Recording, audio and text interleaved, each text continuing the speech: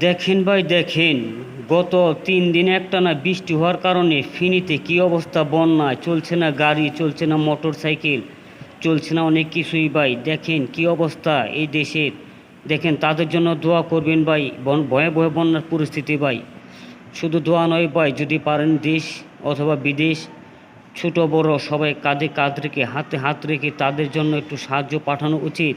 কারণ আমাদের দেশ বাংলাদেশ, আমরা সবাইকে ভালোবাসি, সবাইকে ভালোবাসার চেষ্টা করি। আমরা আসুন সবাই মিলে অনুদান পাঠিয়ে দিই।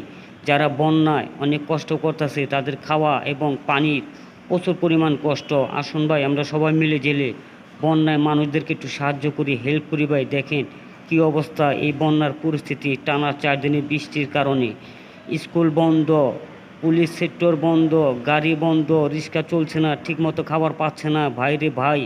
অনেক কষ্ট, আসেন আমরা সবাই মিলে একটু পাশে দাঁড়াই ভাই। সবাই পাশে দাঁড়িয়ে বন্যাদেরকে একটু সাহায্য করি ভাই।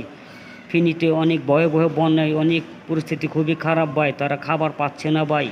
দিনমজুর মানুষ এখনও কাঁদছে ভাই, তাদের পাশে দাঁড়াই ভাই। আমরা সবাই মুসলিম ভাই, আসেন আমরা মুসলিম ভাই সবাই দান